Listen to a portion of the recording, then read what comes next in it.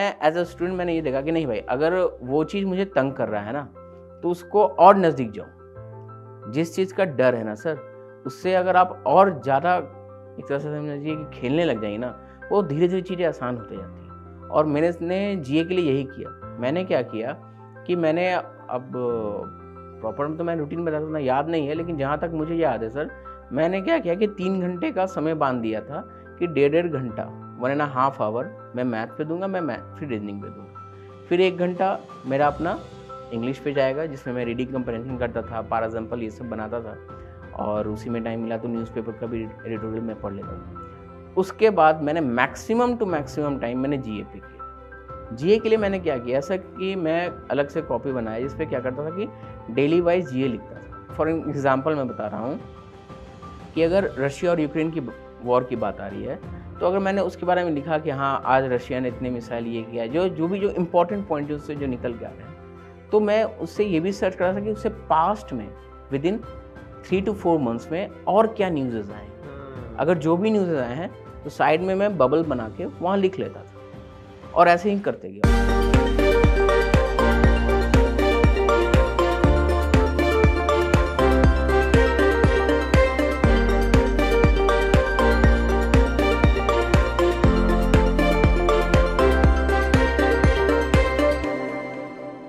Welcome to chamomile tea with toppers, an initiative by Unacademy. दोस्तों, आप में से सभी बच्चे जो तैयारी करते हैं बैंक एग्जाम्स की, सबसे पहले दिमाग में एक सपना होता है कि अगर हमारा सिलेक्शन एसबीआई में हो जाए, वो भी पीओ के तौर पर, तो कितनी अच्छी बात हो।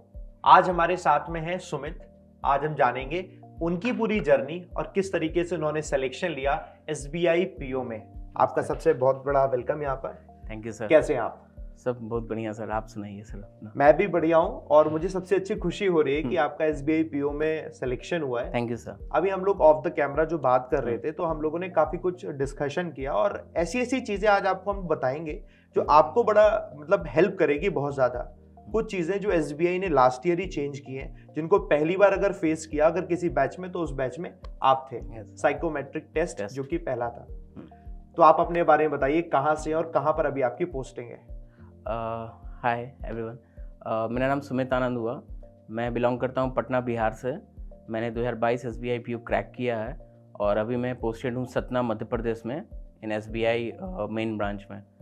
और रही बात जो सर ने कहा कि मैं फर्स्ट टाइम एक्सपीरियंस किया साइकोमेट्रिक टेस्ट, तो एक साइकोमेट्रिक टेस्ट बेसिकली सर क्या होता है कि वो एक मेंटालिटी जानना चाहता है कि एज अ स्टूडेंट आप कैसे हैं, प्लस आप जिस ऑर्गेनाइजेशन में आ रहे हैं वहाँ पे आप कैसे होंगे, आप किस तरह से बिहेव करिएगा कस्टमर से। ठीक है, तो ये सब चीज़ें थी। इस तरीके के सवाल होते हैं कि कस्टमर से बिहेव कैसे करना। आप थोड़ा एक आइडिया दो कि साइकोमेट्रिक टेस्ट में कैसा टेस्ट होता है, कब होता है टेस्ट, इसका स्कोर ऐड नहीं होता, डायरेक्टली दिखाया नहीं जाता, ऐड होता है, बट हाँ इसका इम्पैक्ट कैसा रहता है? बेसिकली सर ये जो आपका मेंस का रिजल्ट आता है उसके बाद होता है, हमारे नोटिफिकेशन में दिया हुआ था कि that SBI is going to may be conduct, लेकिन फॉर्चुनेटली चलिए वो कंडक्ट हुआ हमारे साथ। तो हमारा जब मेंस एग्ज़ाम हो गया था, मेंस का रिजल्ट आया, तो उसके बाद हमारा एडमिट कार्ड भी आया साइकोमेट्रिक का, और जैसे हम लोग ऑनलाइन सेंटर पे जाके मेंस पीटी का एग्ज़ाम देते थे, वैसे ही ये भी चीज़ हुआ। और बेसिकली सर इसमें लगभग कुछ अराउंड 55 से 60 क्वेश्चंस थे। और सर यहाँ पे क्या था कि एक ही चीज़ को अलग अलग तरीके से घुमा घुमा के पूछा जाता था। ओके। जैसे मैंने सर अभी आपको ऑफ कैमरा बताया था कि वहाँ पूछा गया कि अगर आपको लग रहा है कि कोई नहीं जान पाएगा तो क्या आप ब्राइब लीजिएगा। तो इस पे 5 ऑप्शंस थे, disagree, strongly disagree, neutral, agree, strongly agree, ऐसे करके था। लेकिन अब इसी क्वेश्चंस को वो क्या किए थे कि अलग अलग तरीके से घुमा के पूछे थे। अच्छा। अब ब्राइब की जगह कैश रिवॉर्ड आ गया या फिर कुछ और आ गया। तो अगर मान लीजिए सर ठीक है मैं बैंक में जा रहा हूँ, हम लोग कैश हैंडलिंग करते हैं, ऑब्वियस बात है I am not going to take any bribe, तो मैं वहाँ स्ट्रांगली डिसएग्री करूँगा। लेकिन उसी क्वेश्चन को जब अलग तरीके से पूछा गया, और अगर वहाँ स्ट्रांगली डिसएग्री की जगह अगर आप कुछ और मार देते हैं और सेलेक्ट करते हैं, तो वो एक इम्पैक्ट पड़ता है। हाँ, तो वो क्योंकि आप डिसएग्री करते हैं ना, तो देयर इज 1% चांस कि आप लोगे, तो ये चीज़ हो जाती है। हाँ, रही बात इम्पैक्ट की सर, तो एक्चुअली जब हम लोग का इंटरव्यू जब हो रहा था, तो हमें काफ़ी कागज़ों पे साइन कराया गया था, तो उसमें इसका भी रिपोर्ट था। तो साइकोमेट्रिक टेस्ट हाँ का रिपोर्ट था, उसमें स्कोर कुछ नहीं होता, वो एक रिपोर्ट होता है that how good you as a person. तो वो रिपोर्ट उनके पास होती होगी जो पैनल में जो पैनल के पास थे, हाँ पैनल के पास है। हाँ। हालांकि हमारे पास भी आया था, सिर्फ सिग्नेचर करने के लिए आया था हर पन्नों पे, तो लेकिन सर वो इतना तेज होता है कि हम उस पर देख भी नहीं पाते हैं। उसमें कुछ पॉइंट्स वगैरह थे हाँ क्या? पॉइंट्स तो लिखे हुए थे, पॉइंट्स अच्छा। लिखे हुए थे, बट हमारे पास उतना टाइम नहीं था कि हम उसको पढ़ते कि उसमें क्या लिखा हुआ है, क्या चीज़ है, समझ पाते हैं। अच्छा, ये जो टेस्ट हुआ है, ये जो टेस्ट होता है, ये इंटरव्यू वाले दिन होता है या उससे पहले हुआ था? नहीं, इंटरव्यू और मेंस के रिजल्ट के बीच में होता है। बीच में होता है। और ऐसा नहीं है सर कि जिनका साइकोमेट्रिक टेस्ट खराब गया तो उनको इंटरव्यू के लिए नहीं बुलाया जाएगा, ऐसा नहीं होता है।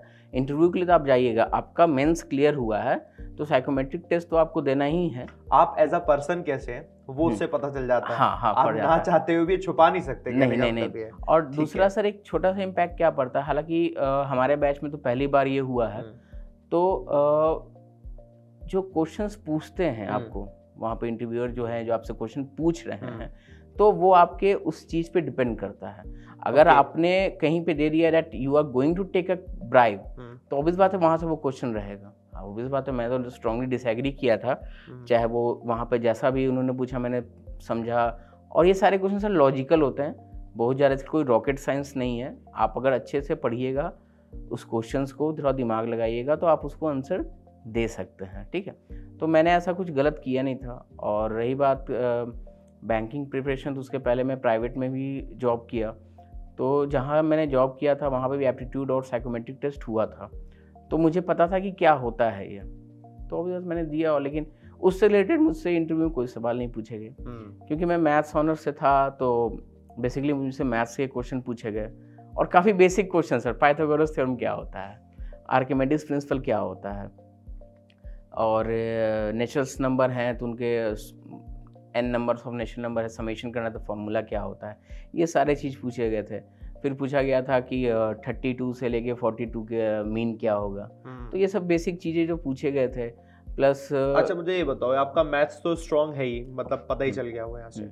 अब ये जो चीज़ अलग थी वो हमने जान ली। अब आपने प्रीलिम्स की तैयारी करी, मेंस की तैयारी करी, इसको आपने कैसे किया और कितना टाइम लगा इन सब तैयारी करने में? एक मतलब ऐसी बेसिक जर्नी बताइए।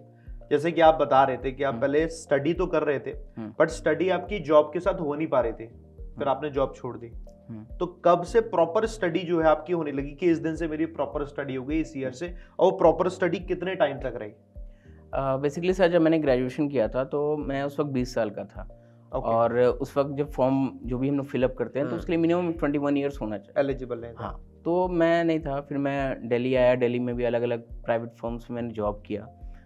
तो 2014 और 15 के बीच में क्या हुआ सर कि जब मैं एग्ज़ाम दिया मैंने, तो क्या हुआ सर कि मुझे ऐसा फील हुआ कि जॉब करते करते ये नहीं हो सकता, क्योंकि जिस फर्म में फिर यहाँ पे प्राइवेट आपने जॉब क्यों नहीं करी?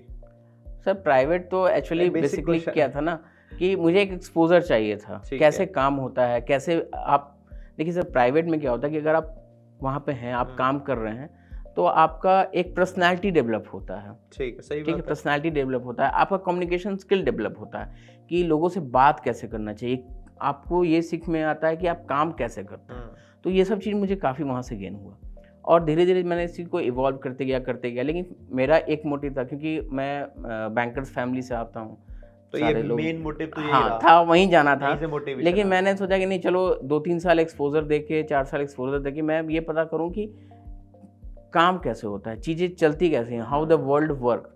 तो जब मैं प्राइवेट फर्म में गया तो वहाँ काम करना सीखा, काम कैसे होता है, लोग बात कैसे करते हैं। और मैं बहुत छोटी छोटी चीज़ें ऑब्जर्व करता था कि अगर आप एक डेस्क से उठ के दूसरे डेस्क में जा रहे हैं, तो यहाँ तक ये भी मैं ऑब्जर्व करता था कि लोग चलते कैसे थे। अच्छा, ठीक है, बहुत लोग होता है कि काफ़ी हाथ पैर फेंक के आराम से चल रहे हैं, वहाँ पे कितना डिसेंसी से चलना है। तो आपको ये सारी चीजें ना इंटरव्यू के पैनल में बड़ी हेल्प करी होगी। हाँ, काफी पर्सनैलिटी डेवलपमेंट में, मतलब वो आपको ऑटोमेटिकली पता चलने लग गया। ठीक है, तो अब आप ये बताइए किस तरीके से आपने तैयारी करी। मैथ्स आपका सब्जेक्ट जो था वो स्ट्रांग था, बाकी वीकेस्ट कौन सा था, सबसे वीक? सर सबसे वीकेस्ट तो मेरे लिए जीए था सर। जीए सबसे वीकेस्ट था कि मैं अगर आज अभी पढ़ूं, अभी अराउंड 10:30-11 बज रहे होंगे, मैं अगर अभी 11 बजे कुछ पढ़ूंगा, 1 बजे तक वो चीज़ मैं भूल जाऊंगा। अच्छा, ठीक है, ऐसा था मेरा। लेकिन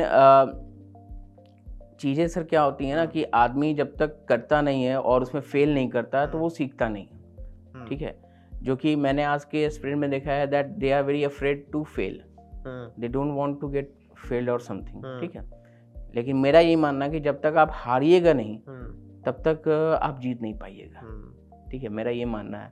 तो नो डाउट काफ़ी मेरे लिए टफ था, जीए का प्रिपरेशन मेरे लिए काफ़ी टफ था सर, ठीक है। मैं धीरे धीरे करते गया उसमें, फिर मैंने लिखना शुरू किया।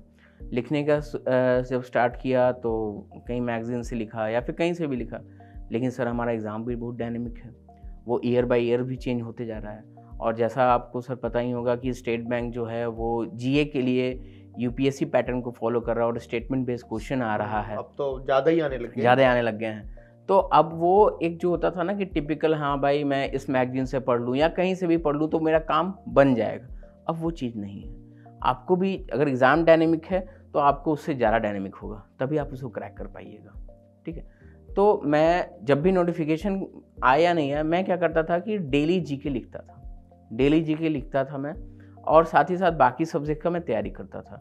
और मेरा एक मोटिव ज़रूर होता था सर कि पीटी, मैं तो ऑब्वियस बात है मैं पीटी का मॉक हमेशा देते रहता था, डेली देता था, लेकिन मेरा एक भी मोटिव ये भी था कि हफ्ते में कम से कम 2 या 3 मेंस के मॉक जरूर दूँ। चाहे सर उसमें मैं हर सब्जेक्ट में फेल कर जाऊँ, नो डाउट, कट ऑफ पार भी नहीं करूँ, कोई दिक्कत नहीं है, लेकिन देना है, बैठना है, 3 घंटे 2.5 घंटे सामने बैठना है स्क्रीन के, क्योंकि यही चीज़ एग्जामिनेशन हॉल में भी यही होता है। आप घर में तो चलो उठ के जाओगे, पानी पी लोगे, फ्रेश हो लोगे, जो भी है कर लोगे, एग्जामिनेशन सेंटर में नहीं कर पाओगे। तो जब तक आप बैठोगे नहीं तब तक आप डेवलप नहीं होगी। हाँ, मुझे लगता है बहुत जरूरी है। हाँ, बहुत, ये बहुत जरूरी है। ये बताइए, आप जैसे जीके आपने स्ट्रॉन्ग किया, ठीक है, मैथ्स आपको आता ही था, रीजनिंग, इंग्लिश मीडियम से थे आप? हाँ, इंग्लिश मीडियम से, तो इंग्लिश भी आपकी ऑटोमेटिकली इतनी तो आती थी। आपकी तरफ से एक सजेशन होगा, मतलब सभी स्टूडेंट को लेकर सजेशन ये कि जो सब्जेक्ट आपका वीक है उस वीक वाले को आपने कितना टाइम दिया? क्योंकि स्टूडेंट्स की यूजुअली क्या रहता है, एक मतलब जानबूझ के नहीं, बट उनके अंदर से एक ऐसा रहता है कि यार जो सब्जेक्ट मेरा स्ट्रांग है ना उसको वो ज्यादा टाइम दे देते हैं बाय डिफॉल्ट, उन्हें पता नहीं लगता, उन्हें लगता है यार चलो हमने सॉल्व कर लिया और कर लेते हैं और कर लेते हैं। आपके साथ ऐसा होता था? क्या होता था? कितना टाइम आप देते थे? ऐसा मुझे टाइम पूरा बताओ। जैसे स्टूडेंट आज भी 8 घंटे 9 घंटे 12-12 घंटे भी पढ़ते हैं, वहाँ मतलब यकीन मानिए 12-12 घंटे पढ़ते हैं। और मैं उनसे पूछता हूँ 12 घंटे कैसे जाते हैं, तो बताते हैं कि सर आपकी 4 वीडियो हमने देख ली, मेरी 4 वीडियो देख ली उन्होंने, 4 किसी टीचर की देख ली, तो वीडियो में ज्यादा टाइम देते हैं, फिर उन्हें सेल्फ स्टडी करना होता है, तो इतने ज्यादा कंफ्यूज रहते हैं और उन्हें समझ ही नहीं आता कि हमें कैसे पढ़ना है कैसे नहीं पढ़ना। और हर एक हफ्ते बाद अगर आप उनसे उनकी रिपोर्ट सुनोगे ना, तो रिपोर्ट वही की वही है जो एक हफ्ता पहले थी, और वही 1 महीने में भी हाल होता है और 6 महीने का वही हाल हो जाता है। तो अब आप मुझे ये बताइए, आप कैसे कैसे पढ़ते थे, एक proper strategy as a student point of view? सबसे पहला था सर कि मेरा मैथ और रीजनिंग और इंग्लिश तो काफ़ी अच्छा था, तो स्टार्टिंग में क्या हुआ कि मैं इस पर ज़्यादा टाइम देता था। इसके कारण क्या होता था कि जब मैं मेंस देता था एग्ज़ाम, तो उसमें एक्चुअली मेंस मेरा क्लियर होता था, लेकिन जीए के कारण क्या होता था कि नंबर कम आते थे, और इंटरव्यू के बाद सर फाइनल लिस्ट में नाम नहीं आ पाता था, ना वेटिंग लिस्ट में नाम आ पाता था। तो मैंने कहा कि नहीं, ऐसे नहीं होगा, कि जो चीज़ मेरा फेवरेट है वो मुझे पता है कि सर मैं अगर कम समय में दूंगा तो मैं निकाल लूँगा, लेकिन जो चीज़ टफ है अगर उस पर मैंने टाइम नहीं दिया, मैं उससे दूर भागूंगा, तो वो और मुझे पकड़ के पीटेगा एक तरीके से, देखा जाए। सही बात है, बिल्कुल सही बात। तो मैं एज अ स्टूडेंट मैंने ये देखा कि नहीं भाई, अगर वो चीज़ मुझे तंग कर रहा है ना तो उसको और नज़दीक जाओ। जिस चीज़ का डर है ना सर, उससे अगर आप और ज़्यादा एक तरह से समझिए कि खेलने लग जाएंगे ना, वो धीरे धीरे चीज़ें आसान होते जाती हैं। और मैंने जीए के लिए यही किया। मैंने क्या किया कि मैंने अब प्रॉपर में तो मैं रूटीन बताता हूँ ना, याद नहीं है, लेकिन जहाँ तक मुझे याद है सर, मैंने क्या किया कि 3 घंटे का समय बांध दिया था कि 1.5 घंटा 1.5 आवर मैं मैथ पे दूंगा, मैं फिर रीजनिंग पे दूंगा, फिर 1 घंटा मेरा अपना इंग्लिश पे जाएगा जिसमें मैं रीडिंग कंप्रेhension करता था, पार एग्जाम्पल ये सब बनाता था, और उसी में टाइम मिला तो न्यूज़पेपर का भी एडिटोरियल में पढ़ लेता था। उसके बाद मैंने मैक्सिमम टू मैक्सिमम टाइम मैंने जीए पे किया। जीए के लिए मैंने क्या किया, ऐसा कि मैं अलग से कॉपी बनाया जिस पे क्या करता था कि डेली वाइज जीए लिखता था। और कभी कभी ऐसा होता था कि जैसे मान लीजिए फॉर एग्जांपल मैं बता रहा हूँ कि अगर रशिया और यूक्रेन की वॉर की बात आ रही है, तो अगर मैंने उसके बारे में लिखा कि हाँ आज रशिया ने इतने मिसाइल ये किया, जो इम्पोर्टेंट पॉइंट जो उससे जो निकल के आ रहे हैं, तो मैं उससे ये भी सर्च करा था कि उससे पास्ट में विद इन 3 to 4 months में और क्या न्यूज़ आए हैं। अगर जो भी न्यूज़ आए हैं तो साइड में मैं बबल बना के वहाँ लिख लेता था, और ऐसे ही करते गए, और ऐसे करते हेल्प आपकी स्टेटमेंट वाइज क्वेश्चन में हेल्प करी होगी सबसे ज्यादा हेल्प। तो मतलब मैं जितना समझ पाया हूँ ना, जैसे जी हो गया, अब जीए वाले टीचर होते तो अच्छे से एक्सप्लेन करते, बट जितना टीचर ने करा दिया वो आपने लिखा, बट उसके साथ में आपको एडिशनल जरूर लिखना है, और वो आप तभी कर पाओगे जब आप खुद के एफर्ट वहां डालोगे, अदरवाइज वो नहीं होगा। क्योंकि सर एग्जाम आपको क्लियर करना है, टीचर को नहीं। टीचर तो सर अपने एफर्ट पूरा डाल ही रहे हैं, वो पूरा एफर्ट दे रहे हैं सर आपके लिए, चाहे सर कोई भी हो, वो अपना पूरा एफर्ट दे रहे हैं, लेकिन रिजल्ट आपका है, जॉब आपकी लगेगी, सैलरी क्रेडिटेड आपके अकाउंट में होगी। तो अगर आपको इसके लिए अगर आप नहीं मेहनत करिएगा तो कौन करेगा। अच्छा, मेहनत से मुझे एक चीज़ बताइए, कितने साल तक आपने लगातार ये मेहनत करी? सर मेरा तो काफ़ी लंबा समय चला। मैंने 2015 से प्रॉपर सीरियस किया, और 2022 बैच में मेरा सिलेक्शन हुआ था, तो लगभग 7-7.5 साल चला, ठीक है। लेकिन इस बीच में ऐसा नहीं था कि मैं कभी भी कोई चीज़ क्लियर नहीं किया था। ये आपको कौन सा अटेम्प्ट था एसबीआई का? सर एसबीआई का मेरा ये लास्ट अटेम्प्ट था, बाई एज मेरा ये लास्ट अटेम्प्ट था। तो मैं जब एग्ज़ाम देता था तो हर साल सर इंटरव्यू में फेस करता था, चाहे वो ग्रामीण बैंक में हो बिहार में, या IBPS। आप इंटरव्यू तक पहुंच रहे थे? इंटरव्यू तक मैं हर साल में फेस करता था, मतलब सर हर साल टाई कोट लगा के जाना ही जाना है, चाहे वो ग्रामीण बैंक का दिसंबर या जनवरी में इंटरव्यू हो, या IBPS का फरवरी या मिड मार्च में इंटरव्यू हो, वो मैं देता ही देता था। इवन तो सर ग्रामीण बैंक में जब लास्ट टाइम जब मैं गया था, तो वहाँ एक सर थे, वो मुझे पहचान चुके थे। वो उन्हें बोला कि यार तुम तो पिछले साल भी आए थे, तुम्हारा अभी तक हुआ नहीं। मैंने कहा ऐसे ही मजाक में कहा कि सर शायद नंबर नहीं मिल पाया आप लोगों की तरफ से, इसलिए नहीं हो पाया। तो उन्होंने कहा कि नहीं कोई बात नहीं, इस बार हम लोग तुम्हारी पूरी हेल्प करेंगे। तो लेकिन चलिए कोई बात नहीं है सर, अब सबसे बड़ी मछली पकड़नी थी, तो छोटों से क्या काम करता। चलिए अच्छा, मुझे SBI के बारे में बताओ, ज्वाइनिंग से लेकर अब तक का कितने महीने हो गए? सर हमारा इस बार क्या हुआ था सर, रिजल्ट तो काफ़ी जल्दी आ गया सर। इंटरव्यू हुआ 6 अप्रैल को, और 18 तारीख को सर रिजल्ट आ गया, ठीक है। लगभग 12 दिन लगे, रिजल्ट आ गया। लेकिन सर ज्वाइनिंग में हमारा काफ़ी टाइम लगा दिया। ज्वाइनिंग के लिए सर हमें 3 जुलाई को सर ज्वाइनिंग के लिए बुलाया गया। मुझे एक्चुअली भोपाल सर्किल अलॉट हुआ है, तो SBI LD रायपुर में मुझे बुलाया गया था, वहाँ 27 बच्चों का। तो 3 तारीख से 26 तारीख तक सर हमारा 3 हफ्ते का लगभग ट्रेनिंग सेशन चला, और काफ़ी अच्छा ट्रेनिंग था। टीचर्स काफ़ी अच्छे थे वहाँ, अभिषेक सर थे, रवि सर थे, हमारे Sunil Srivastava sir director sir थे, काफ़ी ज़्यादा हेल्पफुल थे, और काफ़ी ज़्यादा हेल्प किए हमारे, चाहे वो आपका एजुकेशनल पॉइंट ऑफ व्यू से हो या पर्सनल पॉइंट ऑफ व्यू से हो, काफ़ी अच्छा उन्होंने लोगों ने हेल्प किया। उसके बाद सर हर बच्चों को अलग अलग ब्रांचेस मिल गए, ठीक है। तो हमारे 27 बच्चे में से किसी को जगदलपुर है, किसी को रायपुर मिला, किसी को सीहोर मिला, आपको मुझे सतना मेन ब्रांच मिला। तो फिर अपना आया, ब्रांच में ज्वाइन किया, और अभी तक सर वहीं पे हूँ। और हमारा लगभग 30 नवंबर तक सब बच्चों का वहाँ है, जिसे हम ये फर्स्ट ब्रांच पोस्टिंग बोलते हैं। इसके बाद सर FTP 2 होगा, फाउंडेशन ट्रेनिंग प्रोग्राम 2, जिसे सेकंड ट्रेनिंग हम लोग बोलेंगे। तो वो हमारा SME ब्रांच जो होता है, उसके बारे में बताया जाएगा कि आप कैसे स्मॉल मीडियम इंटरप्राइजेस को कैसे लोन देंगे, तो वो वहाँ बताया जाएगा। अभी जैसे हम लोग हैं सारे बच्चे सर एक ही मतलब प्रोफाइल, हम लोग का लोन डिपार्टमेंट का प्रोफाइल सब बच्चों का चल रहा है, और अभी तक का ऐसा देखा जाए तो SBI का एक्सपीरियंस काफ़ी अच्छा है, लोग काफ़ी हेल्पफुल हैं। ओके, अच्छा मुझे ये बताओ, आपका जो टाइम जो लगा 2015 से, क्योंकि पता है ये बहुत क्रूशियल क्वेश्चन है, स्टूडेंट के पास इतना पेशेंस नहीं होता।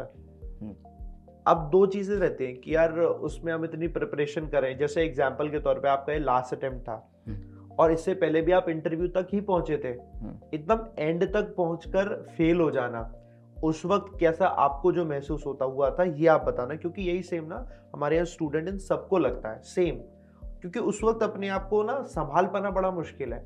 अभी एक स्टूडेंट का प्रीलिम्स एग्जाम होता है, मेंस नहीं हो पाता, तो वो तो रोता है, खूब उसने धुआं उड़ा देता और इस चक्कर में अपना टाइम बर्बाद करता 10-15 दिन। लेकिन आपके साथ तो क्या हो रहा था, एक तो टाइम भी जा रहा था, उम्र भी उस हिसाब से आपकी निकल ही रही है एलिजिबिलिटी के हिसाब से, और आप एंड पे आकर भी आप पीछे हो रहे थे। So how you cope up? Sir failure में सर जब भी 1 जनवरी को ग्रामीण बैंक का हुआ या 1 अप्रैल को IBPS का हुआ, SBI का तो सर अनएक्सपेक्टेड आता सर रिजल्ट, तो सर उस वक्त मन तो काफ़ी दुख होता था, मतलब दुखी बहुत, मतलब ऐसा लगता था कि क्या कर बैठूं, रोऊं क्या करूं, समझ में नहीं आता था। लेकिन सर अगले दिन से फिर से अंदर से एक आवाज़ आती थी कि उठो यार, ये हार मानने का समय नहीं है, उठो, फिर खड़े हो और फिर चलना सीखो। और ये चीज़ सर काफ़ी ज़्यादा मुझे मोटिवेट करता था, ये सारी चीज़ें। और रही बात सर, मैं थोड़ा सा धार्मिक भी हूँ सर, पूजा पाठ का भी करता हूँ, तो मैं श्री कृष्ण के ज़िंदगी के बारे में देखता था कि उन्हें सर पैदाइश भी कहाँ हुई, जेल में हुई, अपने माँ के पास भी नहीं रहे। उनको जब वो बच्चे थे उनको हमेशा उन पे अटैक होता था मारने के लिए, करने के लिए। फिर जब बड़े हुए तो वहाँ गए, अपने ही मामा का उन्होंने वध किया। फिर कैसे कैसे बहुत सारे लालछन भी उन पे लगे, बहुत चीज़ हुआ। बाद में अपना जो बर्थ प्लेस था वो छोड़ के वो उनको द्वारका आना पड़ा। लेकिन एक चीज़ था सर कि उनके चेहरे पे कभी हंसी रुकी नहीं थी। तो मैं उनसे काफ़ी सीखा कि यार ठीक है, हार मिलता है, जब भगवान को हार मिल रहा है और वो फिर उठ खड़ा हो रहे हैं, तो मैं तो इंसान ही हूँ, मैं क्यों नहीं कर सकता। ये बात जो अभी आपने मुझे बताई, ये बात है जो कि उन 10 लाख स्टूडेंट में से 2000 जिनका सिलेक्शन होता है उनको डिफरेंट बनाते हैं। और जितने भी लोग इसको देख रहे हैं ना, इस बात को आप ध्यान से सुनिए, क्योंकि आपके साथ ये हर बार होगा। आपने टारगेट लिया है कि आपका सिलेक्शन होना चाहिए बैंक एग्जाम में, तो आपको लगातार लगते रहना पड़ेगा तब तक जब तक कि आपके पास अपॉर्चुनिटी बची हुई है। वरना हार मानने को तो आप कभी भी हार मान सकते हो। और ऐसा नहीं करना है कि 6 महीने 1 साल तैयारी करी और उस 1 साल की तैयारी में आपका सिलेक्शन नहीं हुआ तो फिर आप एकदम छोड़ दें। क्योंकि कई बार पता है क्या होता है, हमें प्रॉपर स्ट्रेटेजी और गाइडेंस नहीं मिल पाती।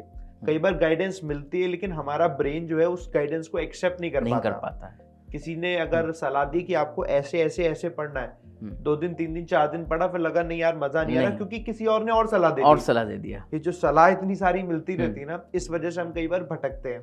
तो एज अ टीचर जो हम जो चीजें आपको बताते हैं ना, हर एक टीचर अपने अपने हिसाब से चीजें बताता है और हर एक स्टूडेंट भी बताएगा, बट आपको ओवरऑल ये समझना है कि पेशेंस रखना है, एक स्ट्रैटेजी जिसको आपको बेसिक अप्रोच वाली जिसे बोलते हैं, कि जो नहीं आता है या जो सब्जेक्ट वीक है उस पर ज्यादा टाइम देना है और प्रॉपर तैयारी करते करते आगे बढ़ते जाना है, लेकिन विद कंप्लीट पेशेंस।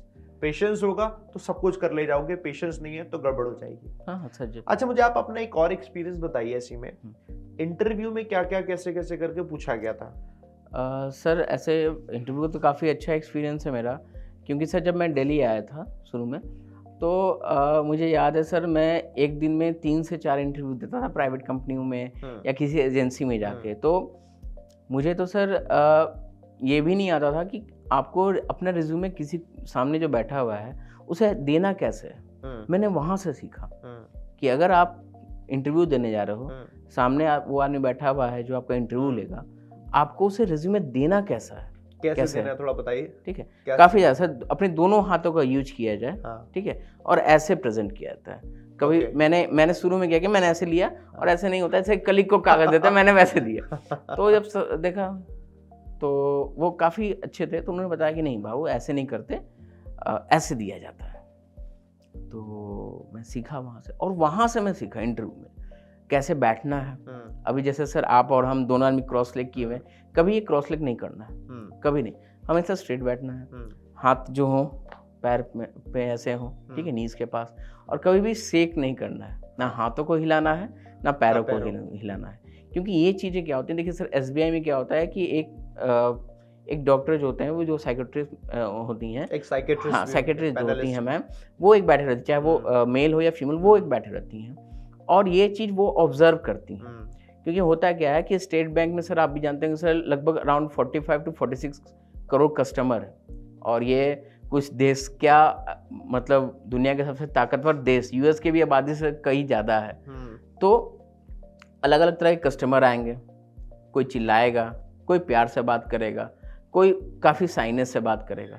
तो वो वहाँ मैम या सर जो भी हैं वो ये चेक करते हैं कि आप कैसे हैंडल करोगे उनको जब आप जब आप इंटरव्यू दे रहे हो। यहाँ तो कुछ नहीं है, ऐसा तो नहीं है कि जो पैनलिस्ट बैठे हुए आपको पीट देंगे या मार देंगे, सब कोई आपसे काफ़ी फ्रेंडली है। लेकिन अगर आप वहाँ ही घबरा गए तो आगे क्या कर पाओगे? ऑन ग्राउंड तो फिर काम ही नहीं हो पाएगा।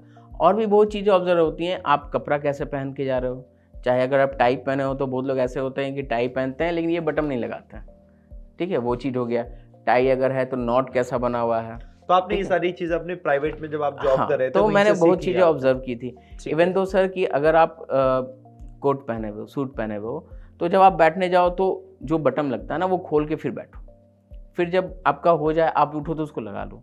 बहुत लोग ऐसे होता है कि सर कोट में 2 बटन होता है, दोनों बटन लगाते हैं। नो, ये वो एटिकेट नहीं है सर, एक ही बटन लगता है, पहला वाला सबसे ऊपर वाला लगता है, नीचे वाला नहीं लगता है। तो ये चीज़ें छोटी छोटी चीज़ें ना सर ऑब्जर्व की जाती है, और एसबीआई में तो काफ़ी ज़्यादा ऑब्जर्व किया जाता है। इवन आप चेयर पे बैठ कैसे रहे हो, अगर आपने चेयर को शिफ्ट करके बैठा है तो जब आप उठ रहे हो तो चेयर को वापस उसी जगह पे करो जहाँ से आपने उसे हिलाया है। तो ये सारे चीज़ें बहुत ऑब्जर्व किया जाता है। अभी ना एग्जाम है एसबीआई का, ठीक है, एसबीआई पीओ का बच्चे देख रहे हैं यहाँ पर, प्रीलिम्स एग्जाम देंगे, आपकी जो स्ट्रेटेजी है वो लगातार करते जा रहे होंगे, मेंस देंगे, ये इंटरव्यू तक पहुंचेंगे। इनको इंटरव्यू भी हमने पूरा बता दिया किस तरीके से ध्यान रखना है। आपने ये भी देख लिया साइकोमेट्रिक टेस्ट क्या होता है, वो कैसे करना है। थोड़ा सा डिस्क्रिप्टिव के बारे में तो जानते हैं। डिस्क्रिप्टिव आपने क्या टॉपिक आया था, कुछ अगर याद हो, और उसकी प्रिपरेशन करने में कितना टाइम दिया था, क्या अलग से प्रिपरेशन या रेगुलर जो चलता है वो नॉलेज काम आती है, जीए कितना काम आ जाता है, इंग्लिश जो रेगुलर पढ़ते हैं हम कॉम्प्रिहेंशन। एक्चुअली सर एसबीआई में जो डिस्क्रिप्टिव होता है सर, उसमें क्या हुआ कि आपको 50 नंबर का होता है, जिसमें क्या होता है, एक लेटर राइटिंग होता है, एक आपको ऐसे होता है। तो पहले हम लोग लेटर राइटिंग की बात कर लेते हैं सर। तो लेटर राइटिंग में क्या होता है कि आपको 4 या 5 ऑप्शंस दिए हुए रहते हैं। तो उसमें सर एक ऐसा ऑप्शन होगा ना जो आप आँख बंद करके उस पर लिख सकते हो, अगर आपका थोड़ा सा भी बेसिक इंग्लिश अच्छा है तो। जिसमें आपको होगा कि ब्रांच मैनेजर को लेटर लिखो कि आपका अकाउंट ट्रांसफ़र करना है या अकाउंट क्लोज करना है, या लोन मैंने लिया है तो लोन मैंने क्लियर कर दिया तो उसके एनओसी के लिए मुझे दो, या फिर मैं ये दो कि मैं हाउस लोन लेना चाहता हूँ तो मुझे उसके बारे में डिटेल बताया जाए बाय मेल, ठीक है। तो ये सब चीज़ होता है। और भी चीज़ें होती हैं, जैसे म्युनिसिपल को लिखना है, कॉर्पोरेशन को कुछ चीज़ को लेके, दीज आर दी बेसिक, हाँ बेसिक क्वेश्चन है। तो ये सब चीज़ें जब मैं करता था, मुझे ये बताइए कि इसी मैं ये पूछना चाह रहा हूँ, इसमें जैसे स्टूडेंट प्रैक्टिस करते हैं तो कब से प्रैक्टिस करना उन्हें शुरू करना चाहिए? अभी जैसे बच्चे हैं वो परेशान होते हैं कि सर अभी हमारा प्रीलिम्स हो रहा है, अभी हमें डिस्क्रिप्टिव पे कितना ध्यान देना चाहिए। डिस्क्रिप्टिव क्या इतना बड़ा पोर्शन है कि उस पर बहुत ज्यादा ध्यान देंगे तभी कर पाएंगे? नहीं सर, 50 नंबर का सर होता है, लगभग 50 नंबर का होता है, तो हमें उस पर ध्यान देना ही है, ठीक है। क्योंकि सर देखिए एसबीआई पीओ का सर अगर ऐसा देखा जाए तो 200 नंबर का तो आपका ऑब्जेक्टिव हो गया, ठीक है, और आपको भी सर पता है कि कितना टफ होता है। तो अब आप ये बताइए कब से कब तक आपने प्रिपरेशन में इस पे इतना ध्यान दिया डिस्क्रिप्टिव, क्योंकि उससे पहले आपने आईबीपीएस पीओ का भी डिस्क्रिप्टिव दिया था, है ना। तो सर मैं क्या करता था कि डिस्क्रिप्टिव के लिए ना मैं लेटर सर हर वीकेंड में ना, चाहे वो सैटरडे हो संडे, एक लेटर जरूर लिखता था, ठीक है, और अपने मन से, ऐसा नहीं कि कहीं से मैं उठाया और लिखा, अपने मन से लिखता था कि हाँ भाई आज मैंने म्युनिसिपल कॉर्पोरेशन को लिखा है कि हमारे एरिया में स्ट्रे डॉग्स बहुत ज़्यादा हो गए हैं, वो लोगों को बाइट कर दे रहे हैं, या फिर जो भी चीज़ है, तो मैंने वो लिख दिया कि इसको कोप अप करने के लिए कुछ किया जाए, या फिर वाटर लॉगिंग के बारे में लिख दिया, अपने मन से हर हफ्ता करता। और ये मैं कभी सर नोटिफिकेशन के लिए वेट नहीं किया था, इसके लिए लेटर के लिए खास करके, क्योंकि सर क्या होता है ना कि एस्से राइटिंग में उस समय जब आप एग्जाम दे रहे हैं उस समय आपके सराउंडिंग में वर्ल्ड में क्या चल रहा है ना उससे रिलेटेड आता है। तो मैं एस्से पे भी देता था, लेकिन हाँ उसमें फ्रीक्वेंसी उतनी ज़्यादा नहीं थी एज़ कम्पेरिजन टू लेटर। तो लेटर में खुद से लिखता था, ठीक है। सबसे बड़ी बात होती है सर लेटर में फॉर्मेट, जो लेफ्ट साइड में फॉर्मेट लिखा जाता है कि सबसे पहले आप ऊपर में जिसको भेज रहे हैं उसका एड्रेस, फिर डेट हो गया, फिर सैल्यूटेशंस हो गया, फिर सब्जेक्ट हो गया क्यों लिख रहे हैं, फिर उसका बॉडी हो गया, और फिर लास्ट में जो भी होता है एंडिंग कर रहे हैं वो सब चीज़ हो गया, वो चीज़ लिखना। तो सर हमें उसका फॉर्मेट याद होना चाहिए। अब ऐसा नहीं कि नोटिफिकेशन आ रहा है, मेंस पीटी निकल गया तो मैं सॉरी तो मैं ढूंढ रहा हूँ फॉर्मेट, नहीं, मुझे फॉर्मेट याद होना चाहिए। आप बैंक का और एग्जाम फॉर्मेट दे तो रहे एक हैं, बहुत बेसिक सी चीज Yes, है, मतलब yes. एक दो बार भी अगर कोई देखेगा तो सॉरी, आप बैंक का एग्जाम दे रहे हैं और आप खुद लेटर टाइप करिएगा, तो एटलीस्ट आपको ये तो पता होना चाहिए ना कि फॉर्मल और इनफॉर्मल लेटर अगर आप लिखते हैं तो उसका फॉर्मेट क्या होता है। सही बात। ठीक है। और रही बात सर, ये तो हो गया लेटर की बात, ठीक है। और हाँ, एक चीज़ और, मैं वर्ड लिमिट पे ध्यान रखता था सर, क्योंकि क्या होता है कि आपका लगभग 150 से 200 के बीच में आपका लगभग लेटर का लिमिट होता है, और 300 के आसपास, 250-300 के आसपास आपका उसमें होता है, एस्से में होता है। तो ये कोशिश करना चाहिए कि मेरा वर्ड लिमिट उसी के आसपास रहे।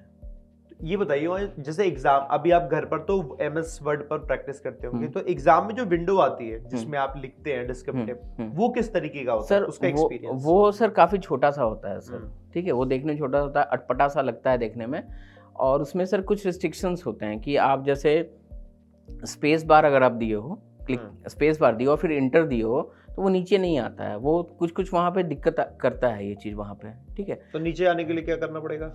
एंटर नहीं, आपको स्पेस बार नहीं देना है, आपको सीधे विदाउट स्पेस बार आपको इंटर करना है, ठीक है। ओके, हाँ। और जैसे जब मैं दे रहा था, हाँ। तो आई थिंक कि कुछ वेबसाइट हैं जो ये चीज़ ऑफर कर रहे हैं, आप जहाँ पे जाके उनका सब्सक्रिप्शन ले सकते हैं, और फिर वहाँ पे आप प्रॉपरली टाइप करिएगा, तो जैसा वहाँ इंटरफेस है ना सर, वैसा ही वहाँ पे भी इंटरफेस आ रहा है। ये बताइए, उसकी विंडो जो होती है वो छोटी होती है क्या? छोटी सी होती है सर, पूरे कंप्यूटर में ना होगा, कंप्यूटर तो सर ये तो स्क्रीन हो गया हमारा, और इधर हमारा ऑप्शंस होते हैं, और इधर यहाँ टाइप होता है, तो ये समझिए सर ऐसा इतना सा पट्टी होता है, बस उसी में उसी में टाइप करना होता है, ठीक है, होता है। और कभी कभी क्या होता है ना सर कि जब आप बॉडी में कुछ टाइप कर रहे हैं ना, तो क्या होता है कि एक्चुअली वो क्या ना सर, लंबा, ऐसे आपने ध्यान दिया होगा सर, नोट पैड पे आप जब भी लिखते हैं तो वो लंबा चला जाता है, वो नीचे नहीं आता वर्ड की तरह, तो उसमें वो लंबा जाते रहता है, और फिर अपने आप फिर नीचे आएगा। तो क्या होता है कि कभी आप टाइप कर रहे हैं तो आपको वर्ड वो नज़र नहीं आएगा, लेकिन वो नीचे से जब स्क्रॉल करिएगा तो वो उधर लिखा रहा है,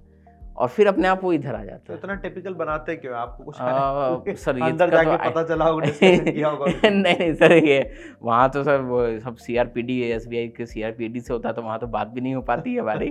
लेकिन मुझे यहाँ तक लगता है सर, ये थोड़ा सा SBI को वहाँ पे देखना चाहिए, क्योंकि क्या होता है ना सर, कभी कभी कोई बच्चे क्या होते हैं, पैनिक कर जाते हैं कि अरे नीचे नहीं जा रहा है, और उसमें क्या होता है कि इंजिबलेटर जब तक आते हैं सर, टाइम तक निकल जाता है, और बच्चे और ज़्यादा पैनिक करना शुरू कर देते हैं, ठीक है।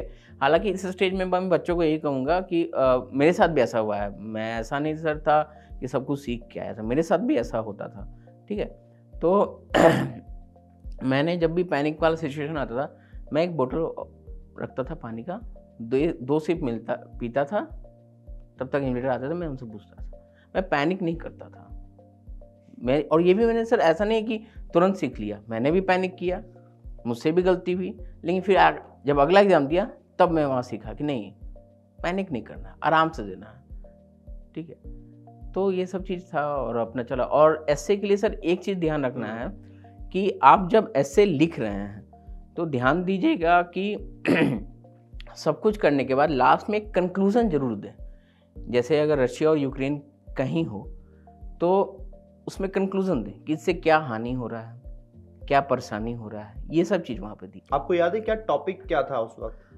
सर मेरा टॉपिक्स तो बहुत सारा, लेकिन मैंने AI पे था, उसमें था कि sir how is AI going to change the world and what are the positive and negative impacts on the society. एक चीज़ मुझे बताइए कि जैसे आप प्रिपरेशन कर रहे थे तो उसके ड्यूरेशन में आपको ना कुछ प्रॉब्लम भी आई होंगी, जैसे पर्सनल प्रॉब्लम आती हैं, तो उससे कोप भी किया होगा आपने, कुछ ऐसी आई थी आपके साथ? हाँ सर, मेरे साथ तो मतलब अगर ऐसा देखा जाए तो मुसीबतों का पहाड़ टूट चुका था।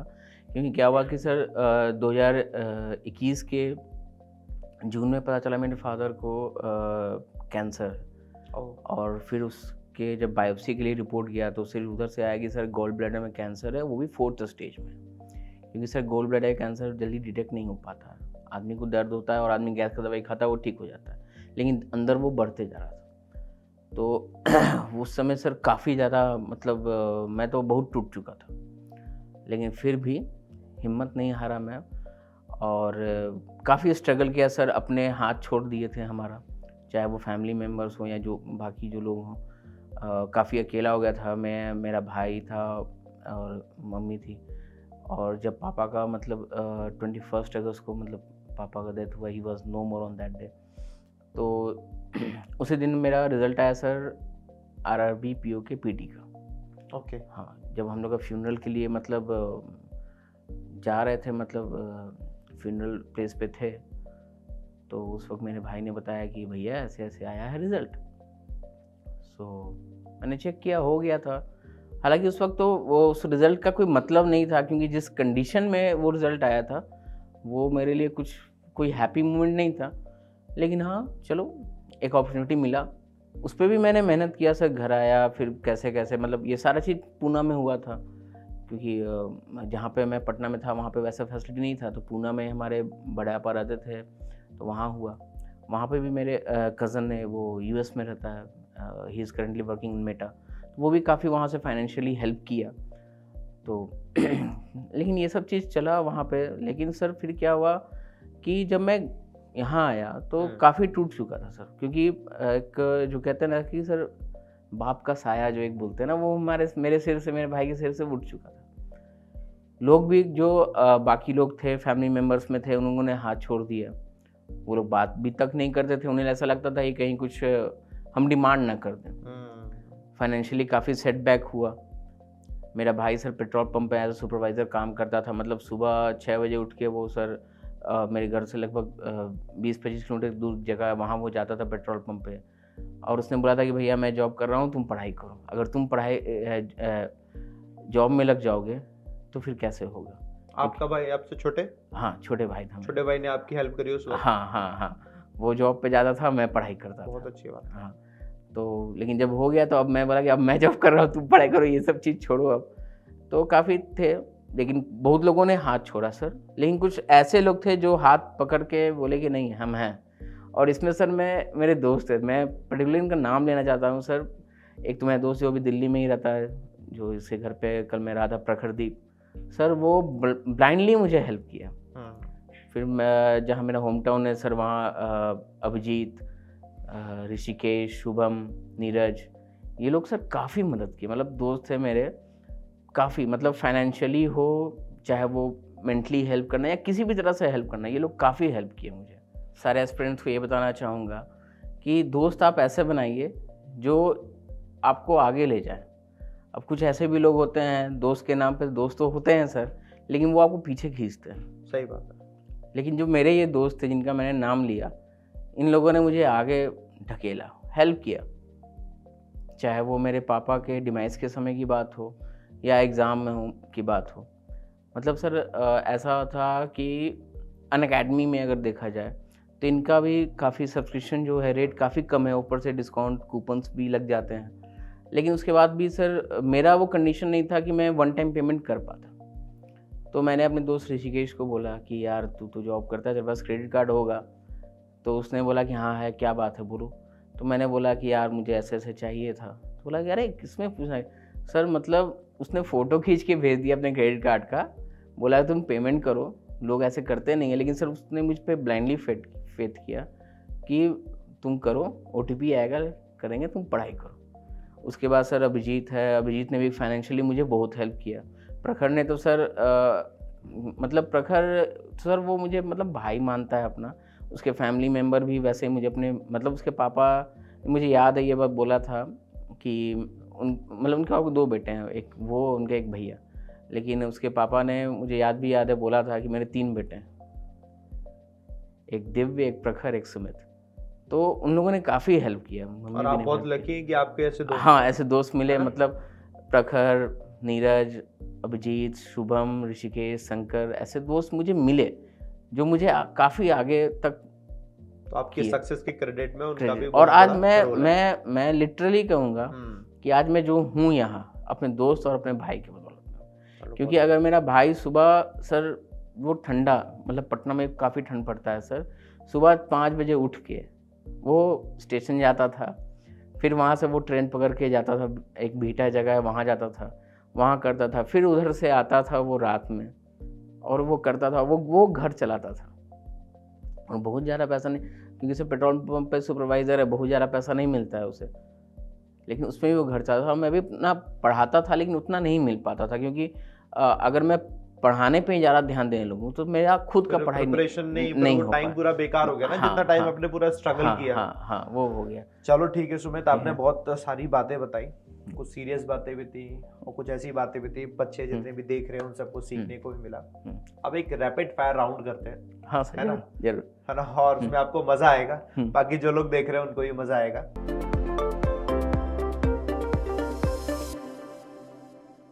एक क्वेश्चन आपके लिए, हाँ सर, कि अगर आपको कभी मौका मिले कि आपको अपना नाम चेंज करना है, जैसे नाम अभी सुमित है, तो आप क्या रखोगे और क्यों रखोगे?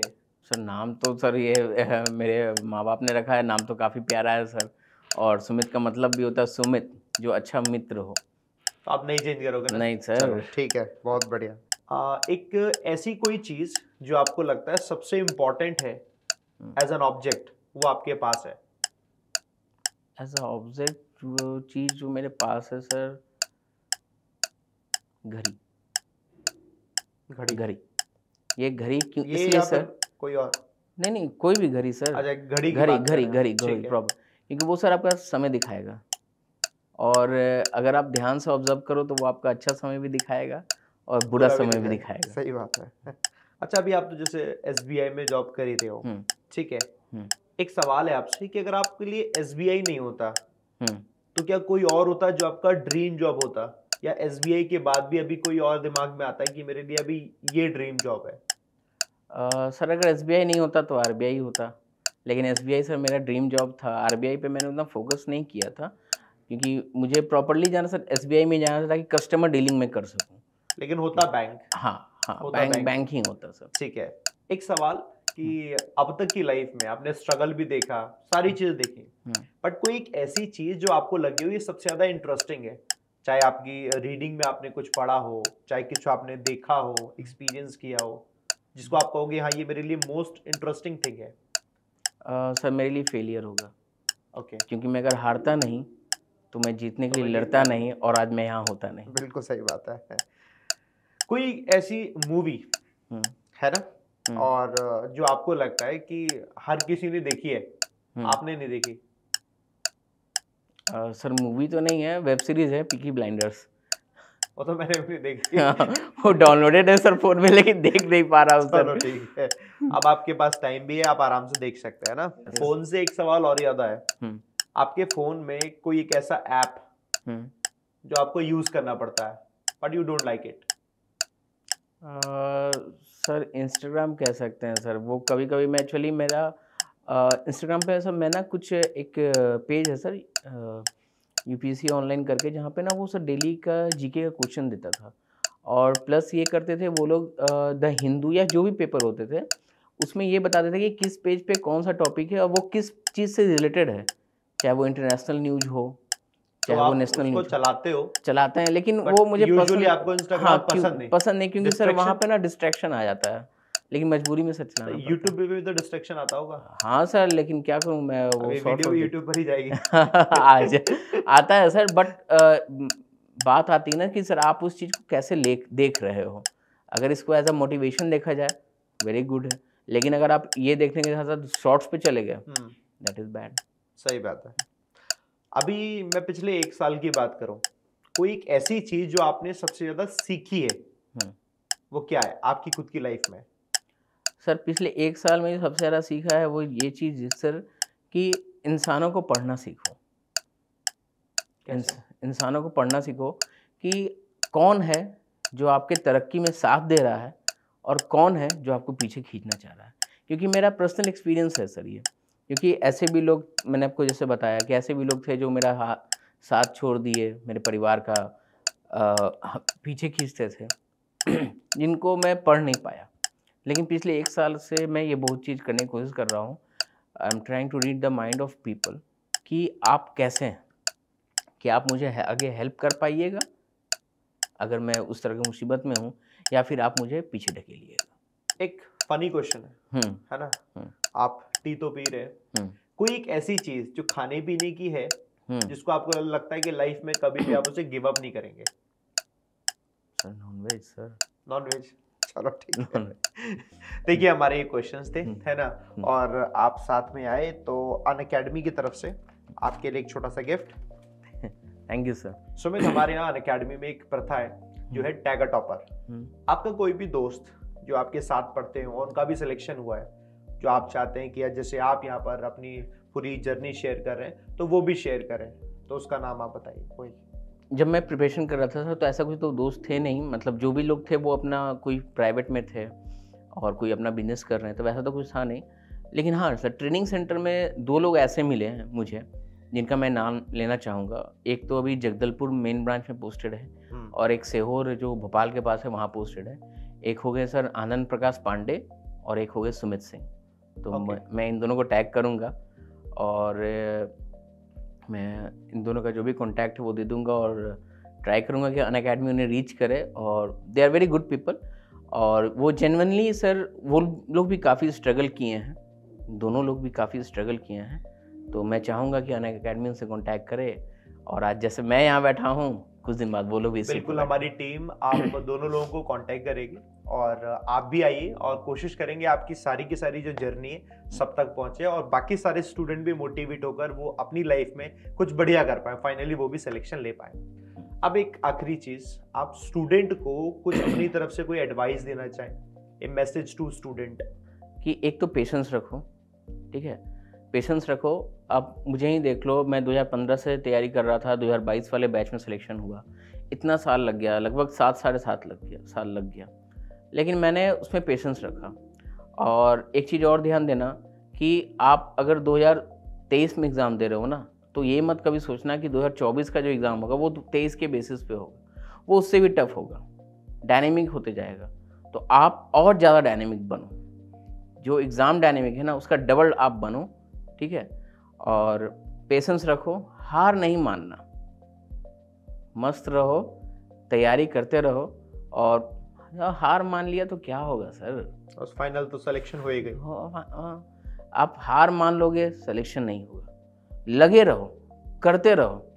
अरे आज नहीं तो कल होगा ही होगा ना सर। वो जो एक मैसेज आता है ना सर, हमारे यहाँ सर सैलरी 25 तारीख को आती है, तो जो एक मैसेज आता है ना कि salary for this month credited this amount, आप उसके लिए मेहनत करो। वो सोचो कि जिस दिन वो क्रेडिट होगा ना, आप तो खुश हो गए ही, आपके माँ बाप कितने खुश होंगे कि आज मेरा बेटा है या फिर बेटी है, जो भी है, वो आज इस मुकाम पे पहुंच चुका है। हालांकि मेरे पापा तो नहीं है, लेकिन जब मुझे फर्स्ट सैलरी मिला था तो उनकी बहुत याद आई थी। और मेरे पापा का तो ड्रीम था कि मैं जाऊं भी तो SBI में ही जाऊं, तो वो है कहीं से देख रहे हैं। बिल्कुल बिल्कुल बिल्कुल बिल्कुल, हमारे साथ ही हैं। ये बहुत अच्छा लगा साथ में मिलकर और थैंक यू वेरी मच यहाँ आने के लिए, और बच्चों ने काफी कुछ यहाँ सीखा भी होगा। Thank you. दोस्तों, ये थे सुमित जिन्होंने अपनी जर्नी शेयर करी, जिन्होंने ये दिखाया कि पेशेंस का कितना बड़ा रोल होता है, स्पेशली तब जब आप एक कॉम्पिटिटिव एग्जाम्स की तैयारी कर रहे होते हैं। और उम्मीद करता हूं दोस्तों इनकी इस जर्नी से आप में से बहुत सारे बच्चे हैं जो आज मोटिवेट हुए होंगे, उनको एक ऊर्जा मिली होगी कि हाँ इसी तरीके से हमें भी तैयारी करनी है और फाइनली सिलेक्शन लेना है ना। अब हम अगले एपिसोड में फिर से मिलेंगे एक और टॉपर के साथ और उनकी कहानी जानेंगे, और उम्मीद करते हैं कि उनकी कहानी से आप सबको फिर से कुछ सीखने को मिलेगा और अगला नंबर दोस्तों फिर अब आपका भी होगा। Let's crack it.